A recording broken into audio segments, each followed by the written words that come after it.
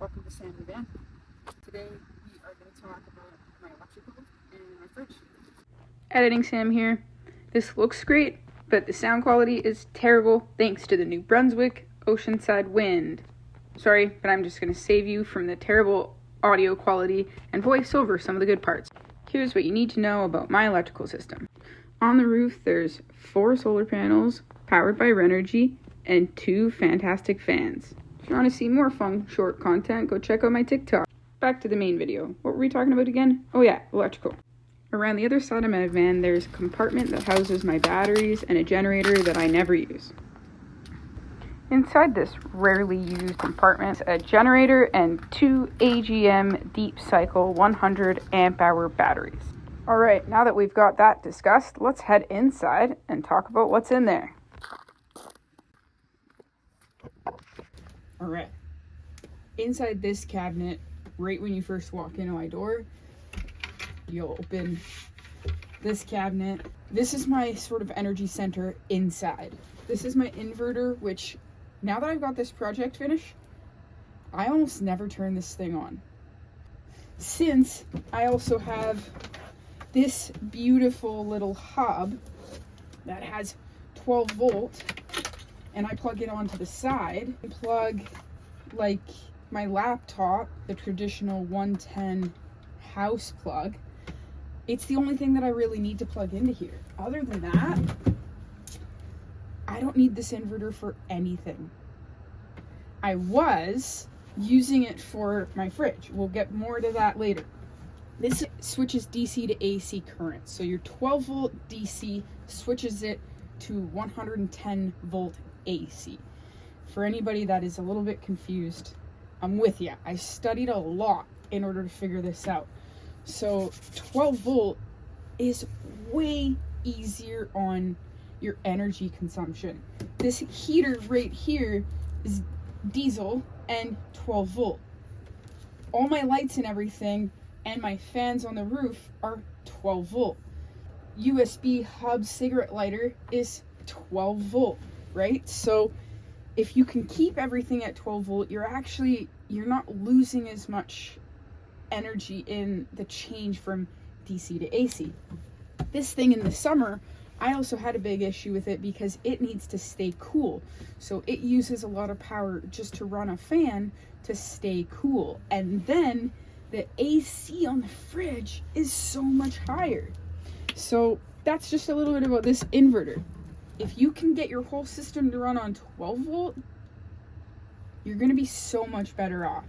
Over here on this side, if you can see it over there, this is my Renergy solar charge controller. These lights up here, you want them to all be green. Green is good. Flashing means there's sunlight coming in and they're getting a good charge. If you see red or orange, I can't help you, because all I know is it means bad things, and luckily, ding, I've never had to experience it. No light, they just won't flash, because they're not taking in a charge. So, boom, not a big deal, right? That's my little cabinet there. I'll bring you over to the side so you can see my switches. In classic Sam fashion, I tried to show you all my switches and promptly broke them. Dang, real life problems. So I was just filming the cinematic of the control panel and I broke off the tip of my 12 volt. It's cold out here and we've hit a cold snap. I get brittle when it's cold, but it took out all my lights. Like now my lights don't even work at the same time. And each of these should have a separate fuse. So now I'm like, well, what the heck? My fingers are so cold. I might have to look at do some troubleshooting. I did turn on my inverter for the first time in however long, and success, it works. You can see the light on. It's blinking only on camera. Just the frame rate thing. Over here, it's working fine. So my whole system isn't down. My solar is still blinking, so we're still good there. So the batteries are okay. There's just like a there's something wrong with this panel now. All my switches, which is weird that it's all of them. Maybe I'll see if there's a fuse in that back one. So yeah, yay. It's got all my fuses in it. So I will maybe poke around with that and see if I can get the lights to work again there. But I don't know if those are connected because I thought those were all other things. I'm so cold that it's hard to think, and this was unexpected. I was like shooting a video for you guys about this fridge, and now I'm just like, do I deal with this, or do I continue with the video I was about to shoot? I feel like I finished that task.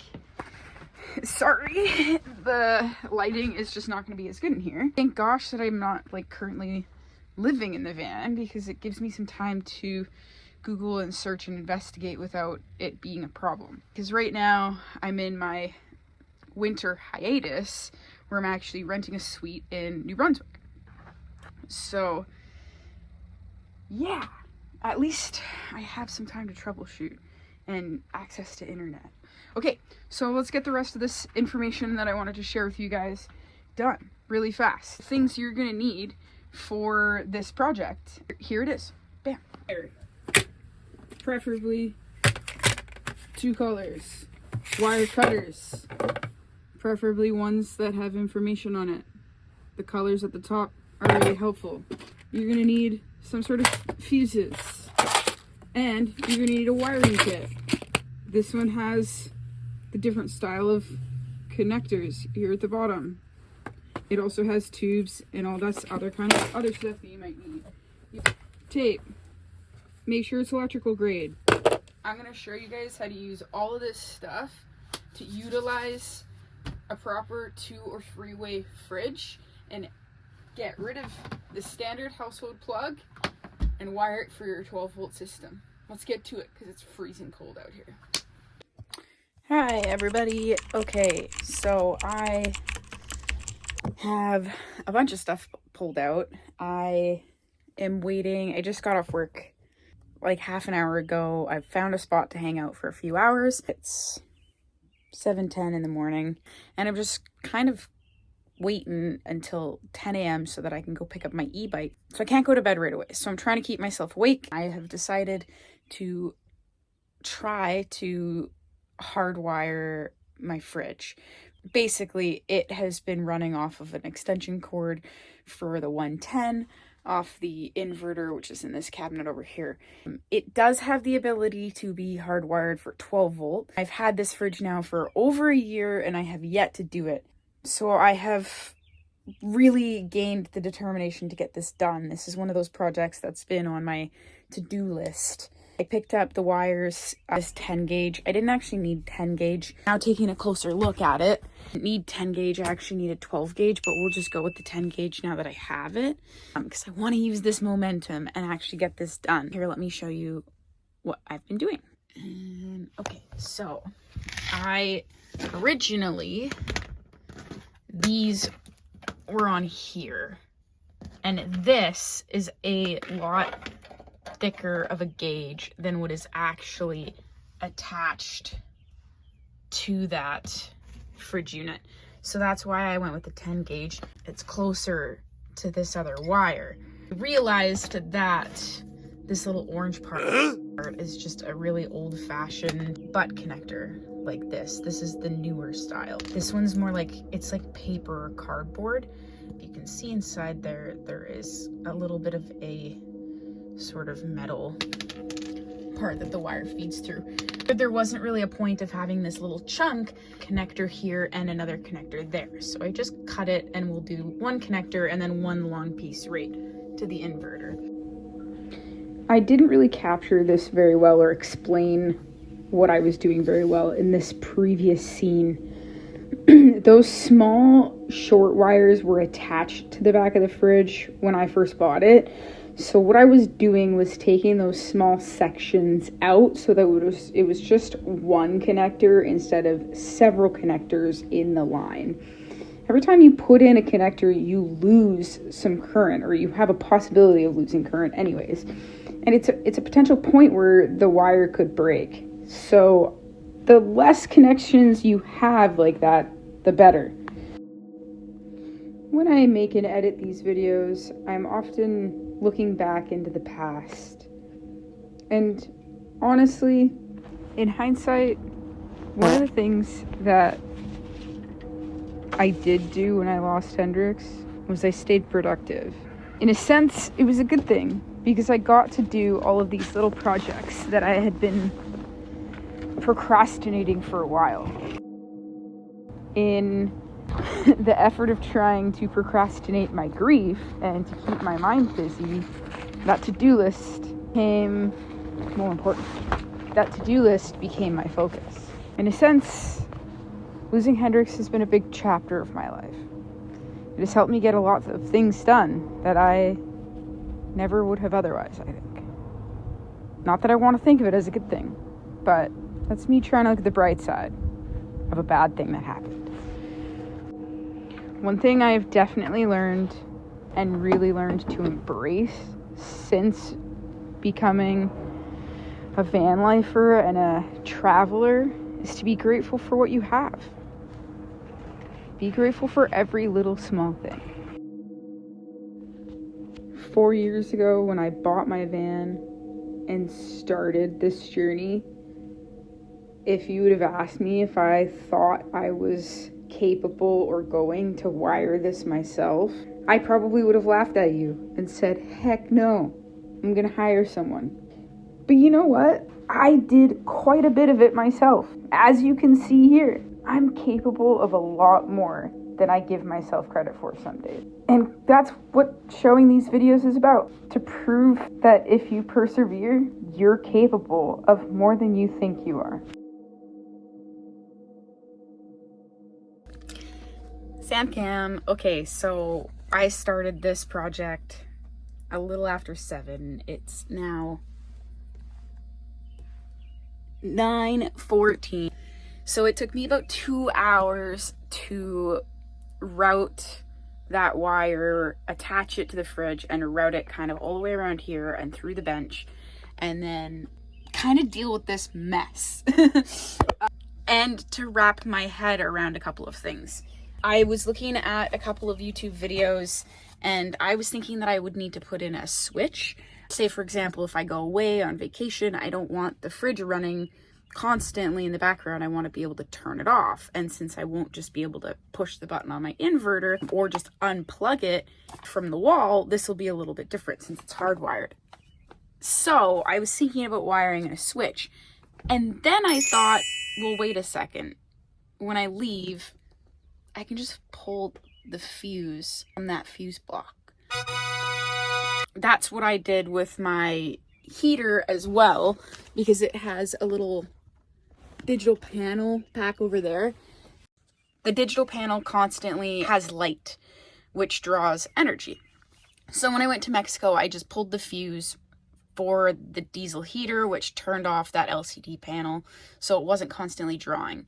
So essentially, I can do that same thing with the fridge when I leave. So it's super simple for this fridge. It's just a red wire and a black wire. And both those wires just go straight to that fuse panel back there. So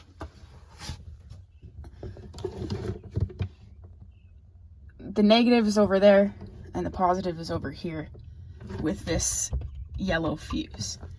When I take that fuse out, it essentially turns off the unit. The only thing left that I want to do at a later date is put an inline fuse in, like this one here.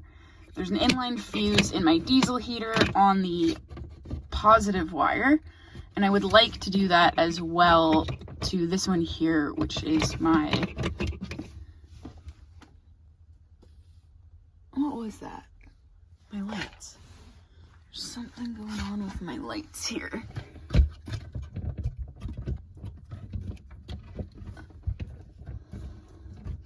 I just noticed my front set of lights are not working. There must be a loose wire back here. Because they just, yeah, here it is.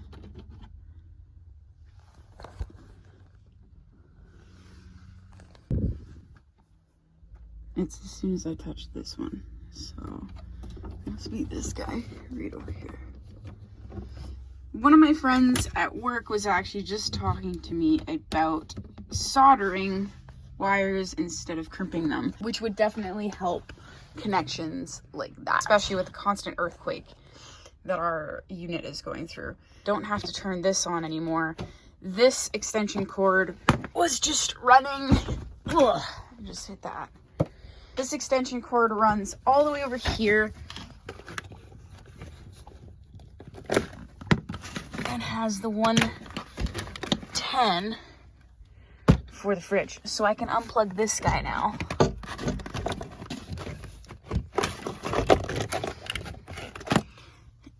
And we can just prioritize the 12 volt. Yay, success.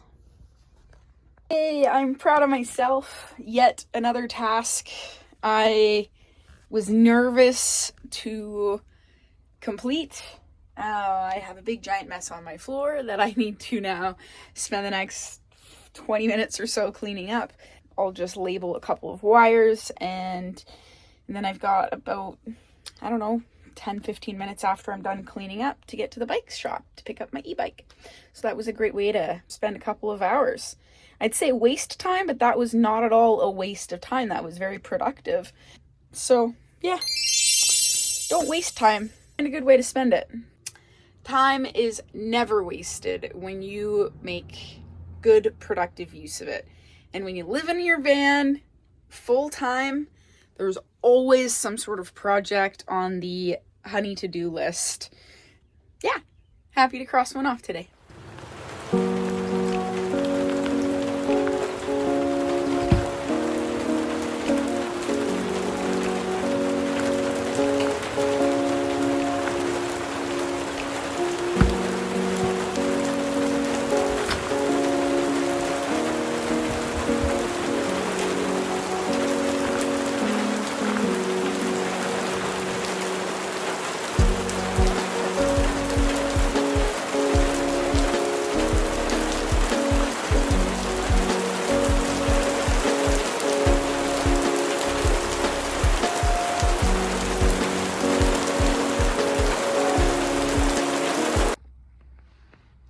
This fridge, it may be small, but honestly, I have loved changing from a large household fridge to this little guy.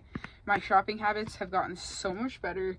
I honestly do buy what I need because I think about my small fridge every time I buy things. And this fridge, it was, I can't remember if it was 50 bucks or 100 bucks, but it was on sale and it was a pretty cool thing for me to have to go and pick up this fridge. Got from a really cool, interesting old fella that lived out in Qualicum Beach in on the island. It was one of my first road trips that I took to go get this fridge because I felt that a fridge was a necessity and I really wanted to get a 12 volt fridge. So I specifically didn't want propane because I heard that you need to have it level at all times. I don't know if that's true or if it's a myth. I didn't look into it that much. I just wanted the simplicity of 12 volt.